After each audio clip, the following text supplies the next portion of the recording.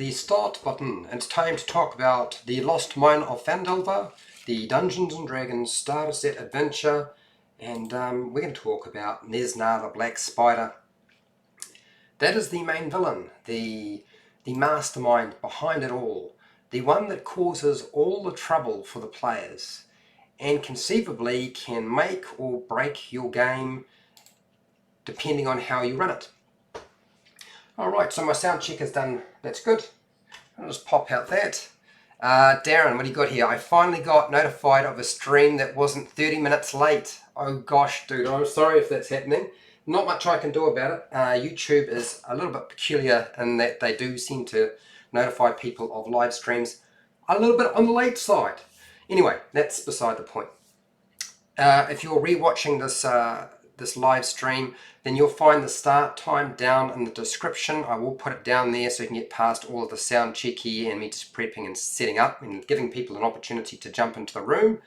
It's a little bit later than it normally is, my live stream. I do apologise for that, but it was just necessary because I had other things to do. If it's your first time sitting in a live stream with me, I do talk to people. There's going to be some communication between me and you. That's if you want it. But what I normally try to do is I do my presentation first and give you all the sort of facts that I think are, well, information I think you'll find useful. And then once I've done that, I'll open it up at the end.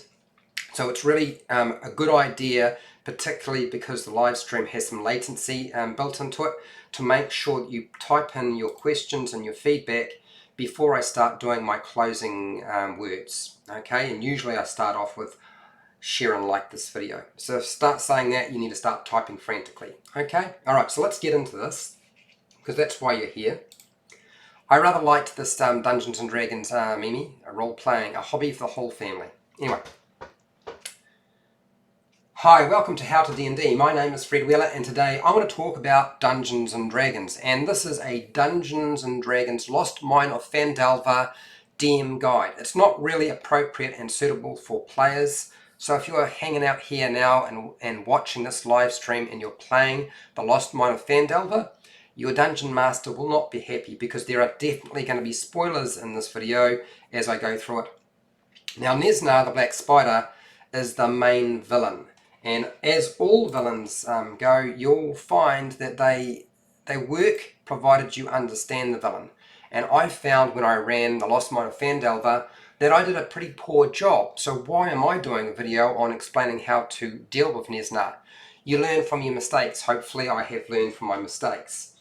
But if you're unsure about where the Lost Mine of Phandelver is, you will find it in the Dungeons & Dragons starter set. Okay, so Nezznar is the main villain, as I just said before. He's also a drow. Of all things, he's a drow. Not only is he a drow, he's quite a mysterious drow villain. And he sort of revolves around the entire adventure. You don't actually meet him. He's in the background. He's the mastermind. He's the one who pulls all the strings and has all these puppets. He has control of a network of bandits and gangs and goblin tribes all through the area, which is what makes him so dangerous. So even though the players think they're travelling from Neverwinter through to Phandalin, they don't know that they're getting themselves into a big, huge, hairy mess, or a cobweb, you might say, which is why part of the one of the chapters actually refers to the web. So Nezznar has lots of agents, and these agents have actually followed the Rockseeker brothers to Wave Echo Cave, and they know its location. This is part of the problem for the Rockseekers, is that they thought they had kept everything on the low and that nobody knew exactly what was going on, but that is in fact untrue.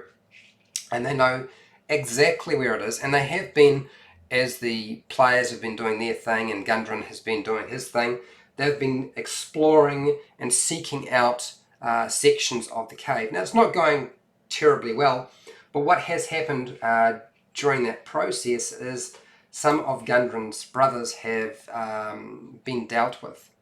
Nezznar wants Wave Echo Cave for the forge that exists within. It's quite a large location, Wave Echo Cave, and there's a forge of spells located within. And the energy in this great forge allows the creator, or whoever has it, to create magic items. So crafting magic items is a big deal. It's very hard to do, which is what makes it so dangerous if it falls into Neznar's hands. And in fact, actually, it makes it quite dangerous if it falls into the player's hands, but we'll deal with that some other day. So Nezznar has disposed of Gundren Rockseeker's brothers in various ways. So, for example, his brother, is it Thaden? Is it Thaden? He's been killed. They found the Rockseekers, the two brothers, camped out by Wave Echo Cave, and while Gundren was off doing business, Thaden has been killed, unfortunately. His other brother, Nundro, that's a little bit different. Nundro has actually managed to survive, which is great. He's been captured, he's still being held, and Gundren Rockseeker is the next target. This is where we start off in the intro to this adventure. But the Black Spider can't afford for anyone else to know the location of Wave Echo Cave, which means that at some point the player's characters are going to pop up on the radar in terms of a problem to be dealt with. There is, as I said, a huge raft of different agents that Nezznar has access to, and one of those is actually residing in the location that the players are destined to explore and drop off their wagon supply of mining bits and pieces. Now, for those of you who are wondering about Gundren Rockseeker, I have done 2 videos on Gundren Rockseeker. Who is Gundren Rockseeker and why help Gundren Rockseeker? So if you haven't seen those, go check them out. They will certainly be reasonably helpful to you, I think. The main or key antagonist that Nezznar is actually utilising is an individual by the name of Glassstaff, or Iano Glassstaff Elbrick, and he is the leader of the Red Brand gang. Quite a nasty bunch who are generally just giving the people of Phandalin a really hard time. And he's got, I sort of see this as like a western. It plays out like a western. Glassstaff is a wizard, an adventuring wizard who has linked up with Nezznar for a variety of different reasons, probably money and power and influence. All of those would be useful to Glassstaff, and Nezznar is simply using him as a tool. There's not necessarily any sort of link that would mean that Nezznar would go out of his way to help Glassstaff. Glassstaff is simply a tool to be used so that Nezznar can get what he wants. And through Glassstaff, Nezznar has managed to pretty much control all of Phandalin. He's suppressed the people of Phandalin in such a way that it's made it impossible for them to sort of operate without having to pay bribes or extortion money, shakedown money, generally have to put up with their bad behaviour, all that sort of stuff. And they have a hideout located not too far from Phandalin. It's pretty much just on the outskirts, and the players will have an opportunity to try and find that location and get rid of them, provided they can make that all work. Nezznar also has another major key individual who works for him, and that is King Brawl. Now, he is the leader of Cragmore Goblins, and he works for Nezznar, and he's got essentially 2 major hideouts or locations that the players can explore at their leisure.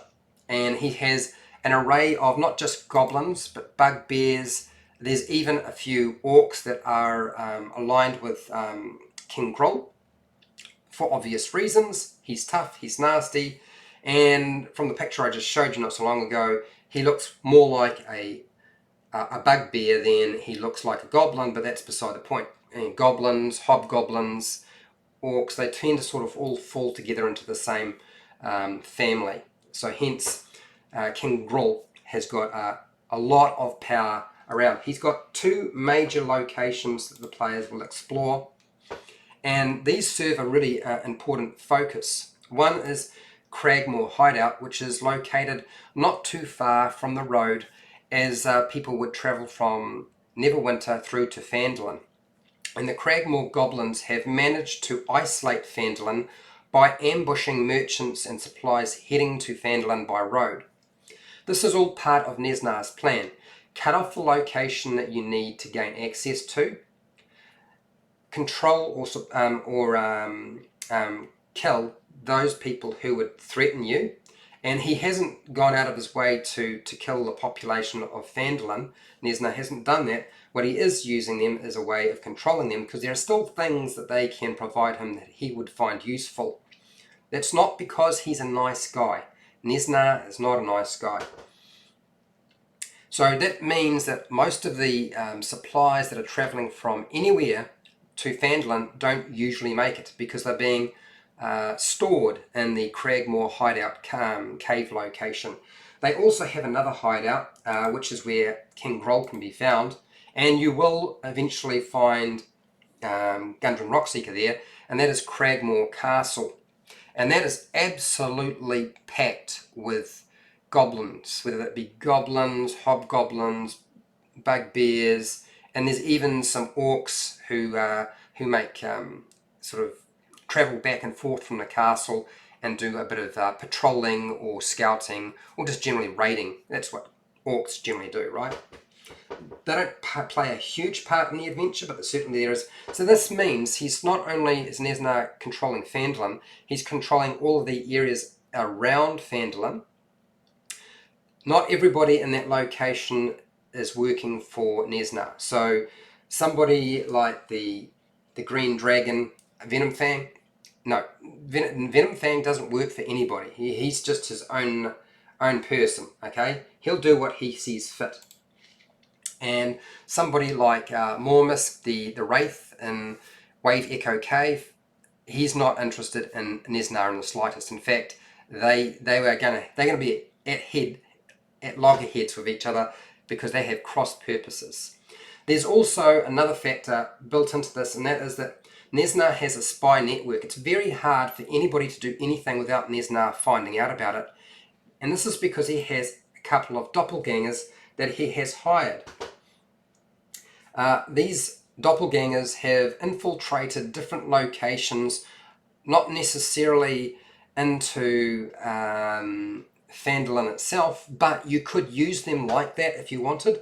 They're often holed up in locations that the players will be exploring. And you'll find one in Cragmore Castle, and there should be also one in Wave Echo Cave. But that doesn't mean that they can't move around and you can't use them in other ways. They are a very, very useful tool. Somebody was asking me about the doppelgangers and how they might be utilized in his game, and hopefully he shows up for this live stream and we'll have a discussion about it. Okay, so that means there's pretty much nothing that these doppelgangers can't find out about, because they can infiltrate Phandalin, they can even infiltrate Glassstaff and King Grol's gangs and hideouts and find out, make sure that they're all doing what Nezznar wants. So Nezznar knows everything there is to know. So almost impossible to get away with doing anything without him knowing about it. Neznar's rather unusual though. Nezznar is one of those drow who managed to actually get himself into a position and become a spellcaster or wizard, which is unheard of. And it's really very, very rare for a male drow to wind up being a spellcaster. It's mostly reserved for females. So that means he's not only incredibly resourceful, incredibly smart, he's well thought of within the drow community. Which is a bit odd, because Nezznar is supposed to be portrayed as an adventurer who has decided to take sort of control of what's taking place above ground. It seems a little bit unusual. Drow don't usually get too involved with the business above ground, you know, but in this case, Nezznar has. So that means that Nezznar is incredibly dangerous because he is a spellcaster, not just a spellcaster, but a wizard, so has lots of flexibility in his spellcasting. Getting to Nezznar, getting past Nezznar to Wave Echo Cave, or his location where his hideout is, should be almost impossible, because how can you get past him undetected? It's very unlikely that he would not have used something like the alarm spell. The alarm spell would be a no-brainer, particularly set up at the very entrance of Wave Echo Cave. Now we're going to talk about that, because you'll notice when you have a look at the stat block, which I'll pull up, that he doesn't seem to have that spell in his repertoire, but that doesn't mean that he doesn't have a scroll that allows him to cast that spell. Just a point I would like to put out there for those of you who were thinking, well, how is it they managed to sneak in and get to Nezznar, and Nezznar was unaware of their presence in Wave Echo Cave? It's almost impossible that's likely to happen.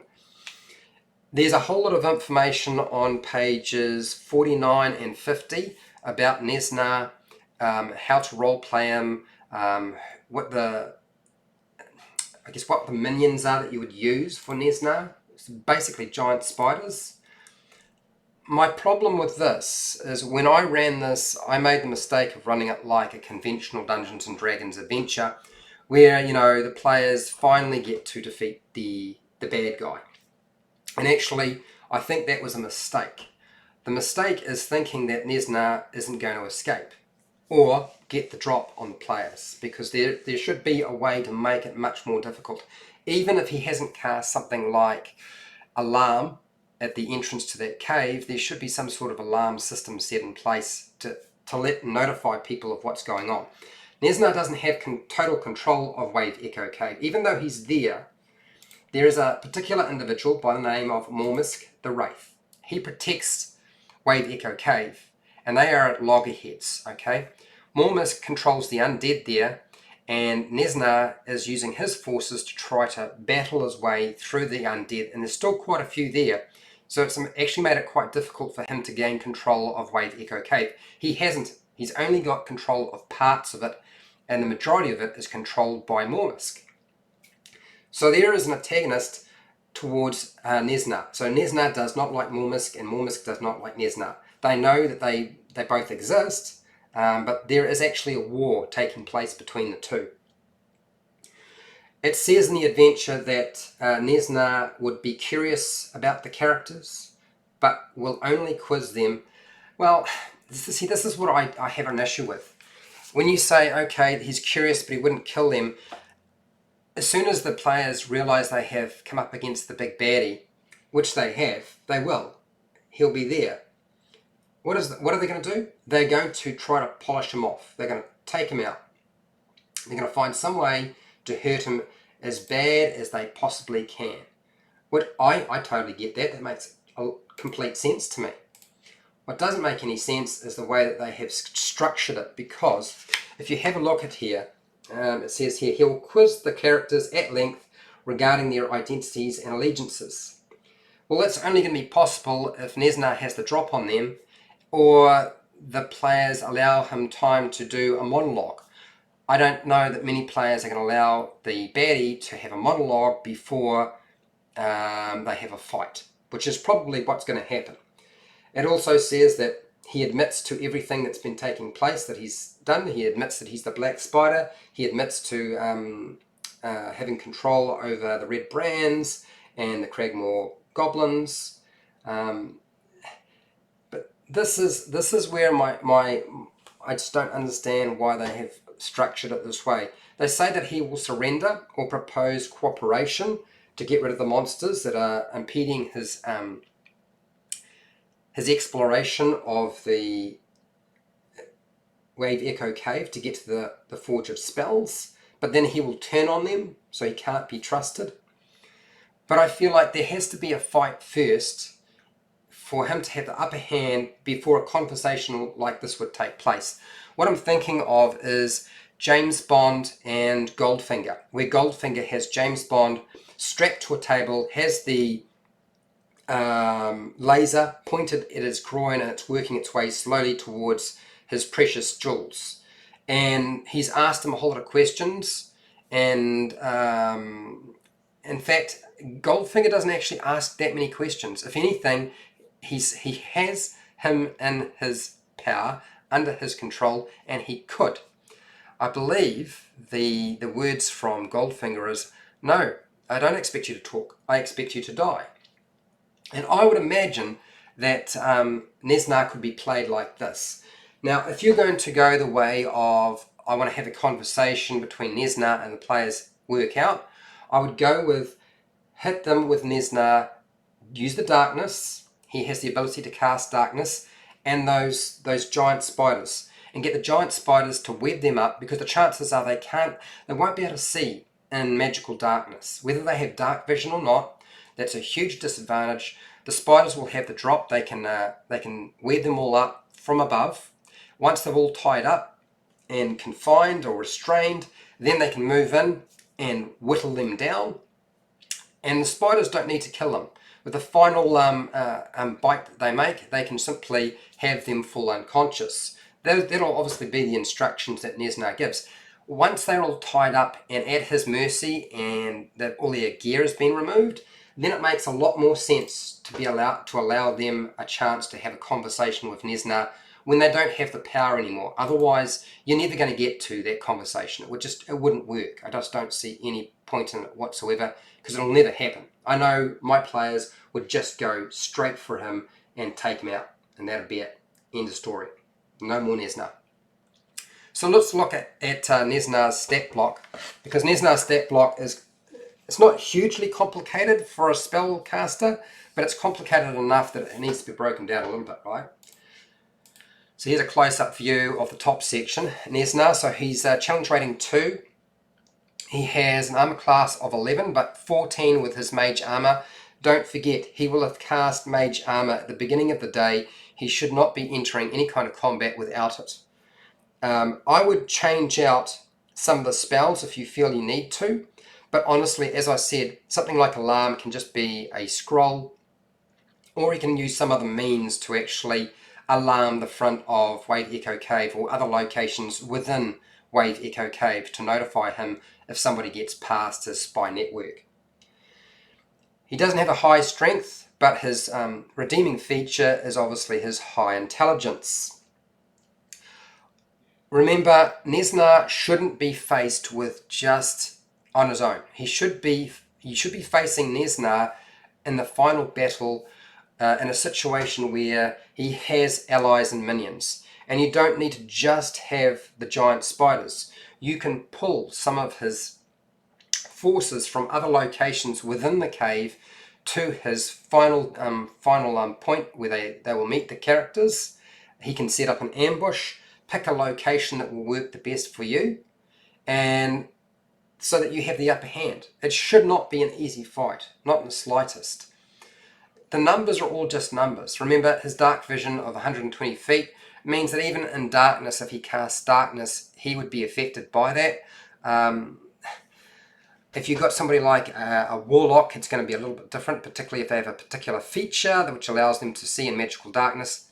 But that's all beside the point. You don't cast the darkness on Nezznar. What you do is you cast the darkness on the players and the area they're going to be functioning in. So the spiders won't have an issue with something like this. Darkness means nothing to them. Remember, they're going to use their good old tremor sense. They have blind sight. Well, not tremor sense, blind sight up to 10 feet. They have darkness, but they have that blind sight.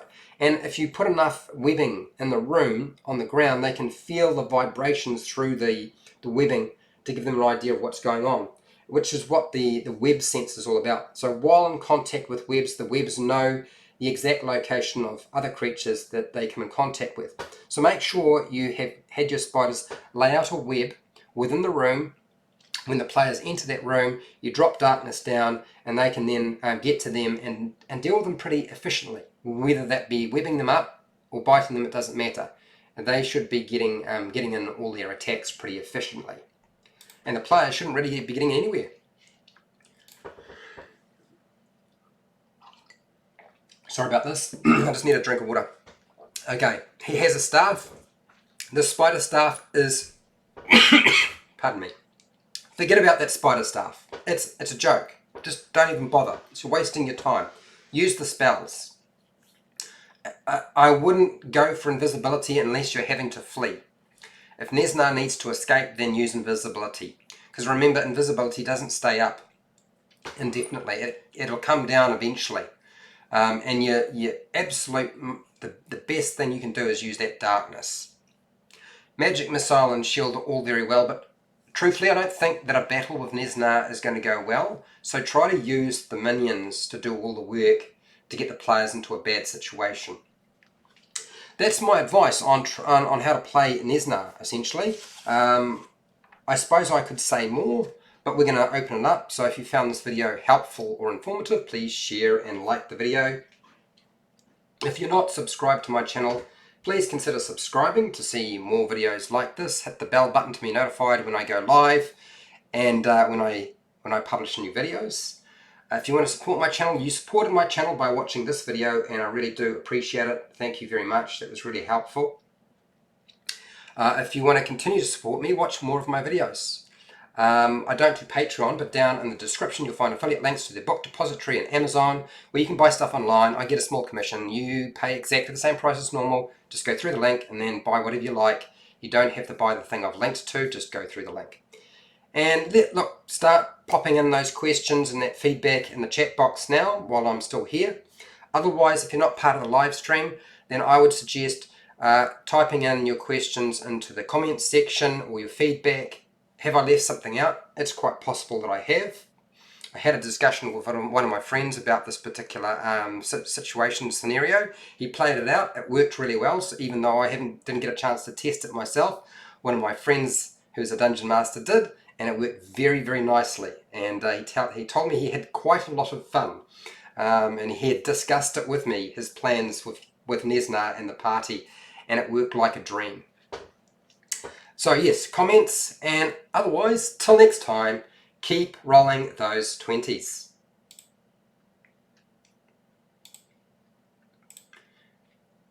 Alright, give me a second. I'm just going to change over to my face. Hopefully the stream is not running really, really slow today. There we go. I've got that up. And just come back here. So, this is the time to start talking about Nezznar.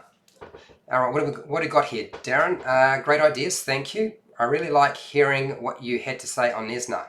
Oh good, I was a little bit worried I didn't have enough. I was quite confident stepping into this. When I stepped in, and I was thinking, okay, let's talk about Nezznar, the Black Spider. But honestly, I was like, have I written enough? Near the end, I was like, have I given you guys enough juice, enough meat to work with? But I think I have. And Nezznar needs to be played smart. He's not a dumb fellow. Jeff, what do you got here? How would Nezznar use suggestion spell? What may he tell the player's characters to do?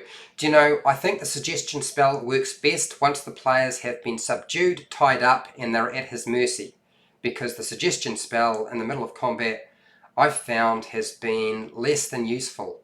It's great as a utility spell when you need to get information out of somebody, but honestly, suggestion, no. I would wait until you have the upper hand before you start doing that.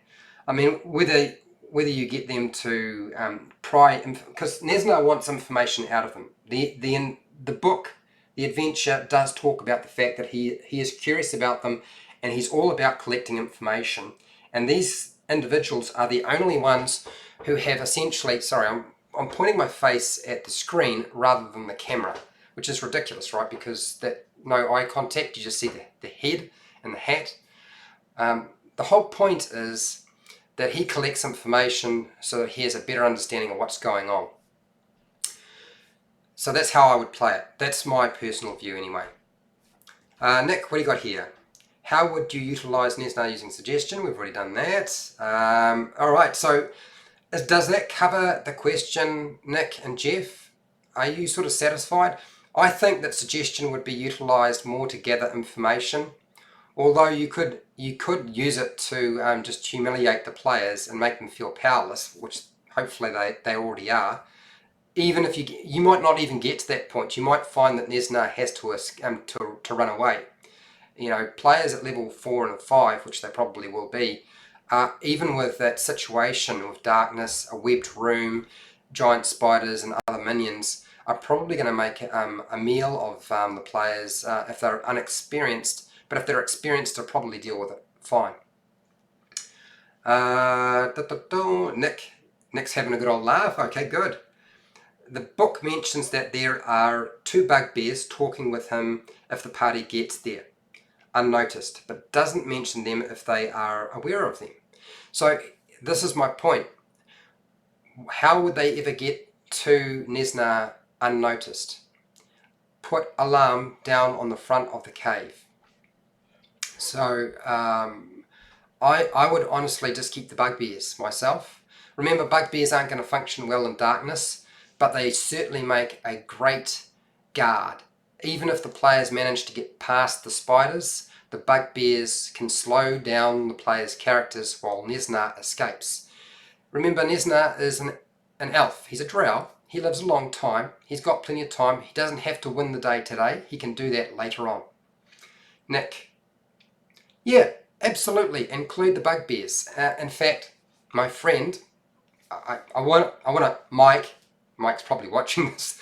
Mike, I'm pretty sure used the bugbears and the giant spiders and the darkness and the webbing, and yes, it made for an entertaining and very difficult battle compared to my rollover where my players just crucified Nezznar.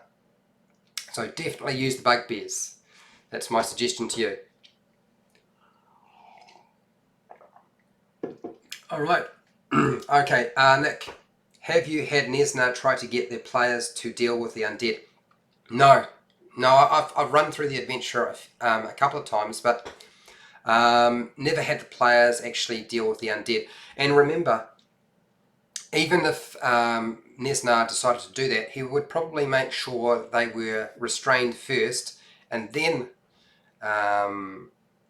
he's gonna negotiate with them to get rid of the undead. But he's also got to make sure he has a strong enough force to contend with them. So he's probably not going to use all of his reinforcements for the disposal of the undead. He's probably going to rely on the player's characters to whittle down the undead for him, and then catch them when they're unawares and at their weakest. Probably just after finishing a really tough battle with Mormisk, or some of the other undead within Wave Echo Cave. So that's what I would tend to do. Is if you're going to have a situation where the players are actually going to help Nezznar dispose of the undead, make sure that they are at a disadvantage when the conversation takes place. Otherwise, it'll never happen. The players will probably just kill Nezznar and be done with it, or get into a fight. Okay, Darren. Clark nearly one-shotted one of my players' characters and he had lots of hit points. Bugbears can be tough. Yes, they absolutely can.